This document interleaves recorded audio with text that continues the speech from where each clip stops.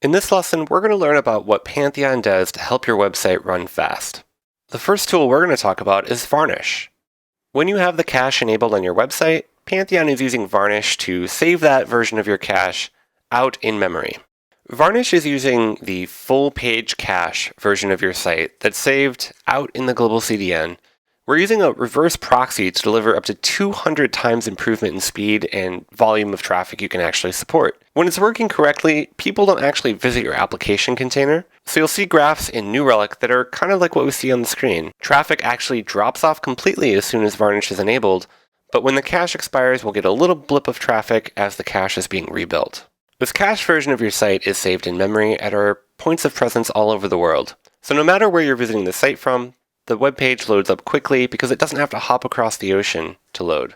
Now this is pre-configured on all Pantheon sites by default. All you have to do is make sure caching is enabled and valid on your site. Because of our global CDN and our partnership with Let's Encrypt, you also get access to free HTTPS on every site and every environment that you bring onto Pantheon. Google's made page rendering time a significant part of their SEO page ranking algorithm, and it's also giving a big boost to sites running HTTPS. So the Varnish full page cache saves your entire page output, but it has to listen to the headers that your site is setting. It's also important to note that it can be busted pretty easily with cookies based on the naming convention. Here are some examples of naming conventions that can break Varnish. You don't have to manually check your cookies to make sure that this is working.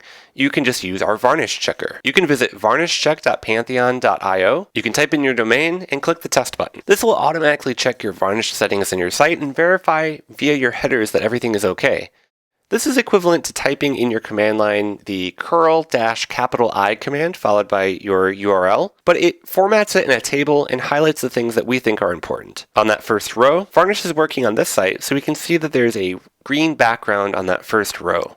If anything was concerning or broken, we would see a yellow or red background with information in the details section on what we think you might be able to do to fix that problem. We highly recommend installing the Advanced Page Cache plugin or module on every site. Basically, it makes your site work how your customers probably already expect it to work. For example, if you have a customer that is creating blog posts on their site, maybe they create a blog post and notice that they made a typo in the title. So they edit the blog post, fix the typo, click save, and then they contact you to complain because they viewed the site on their phone and the typo is still there on the front page. Well, at that point, you can explain to them that caching is important and they might have to wait 3 or 5 or 10 minutes for the cache to clear, depending on how you have your caching set up and how this is actually really important. Or you could manually clear the cache or even show them how to clear the cache themselves. Now, on bigger sites, you probably don't want to do that. But thankfully, Pantheon Advanced Page Cache comes to the rescue. If you have this module or plugin enabled on your site, it will automatically keep track of the pages where your content shows up on and selectively clear the cache on those pages whenever that content changes. So for the example with the blog post, if the customer fixes the typo in the title and clicks the save button, we know that that content shows up on the blog page, the front page, and maybe the author's bio page where they see a list of recent content. We're able to selectively clear the cache just on those pages so that they immediately show the fixed title. This is all thanks to our global CDN. All that you have to do to get started is add the module or plugin to your site and follow the directions to set it up. Next up, we're going to talk about Redis and object caching. Now, Varnish is great, but it doesn't work with authenticated traffic. As soon as someone needs to log into your site, they have to go to the application container in order to connect to the database. As a result, Varnish does not work for authenticated traffic. However, Object Cache works by sitting between PHP and MySQL and saves the query directly in memory. This dramatically speeds up your page load time for logged in traffic, as well as the time it takes to build complex pages that require multiple queries. Now, if you're on the performance tier or above, you're able to get started with Object Cache and Redis just by going into your dashboard and enabling that feature. You may also need to add a plugin or a module to connect it to your Pantheon site. The last performance tool we're going to talk about is New Relic. Now, New Relic is great because it allows you to actually see how fast your site responds in a number of different ways. This graph on the front page shows PHP versus MySQL, Redis, Web External, and then the response time in that thick blue line along the top. Along the left side, you can also dig in deeper into transactions, which are your specific pages of your site, as well as CMS-specific information. In this example, we see Drupal, but if you have WordPress, that would also show up here. We can break down our performance by specific modules or plugins, individual functions, or even views. We also have access to break down our performance data by database queries or external services that we're reaching out to. On the right side, we can see our Apdex score. The Apdex score is trying to answer how satisfied people are with our page speed. The Apdex score can be used in a number of ways, including notifying us if things aren't going as quickly as we'd expect them to. The most important piece, though, is to set your threshold.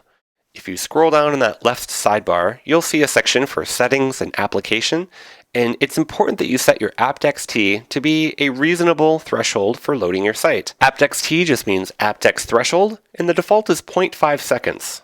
Now, this might be appropriate for some of your sites, but will probably need to be configured for each site separately. We recommend looking at your New Relic data to see what a reasonable threshold should be. If you don't have your Apdex threshold set correctly, you either won't get notifications when you want them, or you'll get too many notifications and start to ignore them. Once you've set your Apdex threshold and begin to get traffic on your site, you can configure your alerts to notify you based on whatever criteria you define.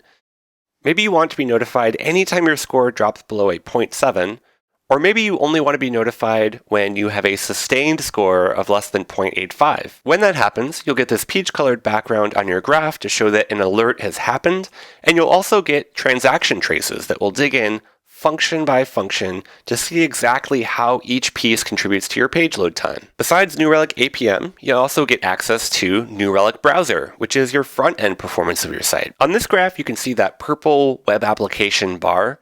That represents New Relic APM, or our application container. On top of that, you have the network, the DOM processing and page rendering, which is your HTML and JavaScript. Along the left sidebar, you can break this down in other ways as well. Another tool we give you access to is Synthetics. New Relic Synthetics is sort of like a super-powered ping test. You're able to automatically hit your website with a ping from all over the world and get an average uptime. New Relic is available on every performance site. It's important to note that New Relic only receives data when the site receives traffic. If you have a site that hasn't launched yet, you may need to run a load test before New Relic will be able to monitor it. Performance is one of those things that we could easily spend an entire day learning about. If you want to learn more about performance, we recommend these resources below. In the next lesson, we're going to learn a little bit about going live with Pantheon.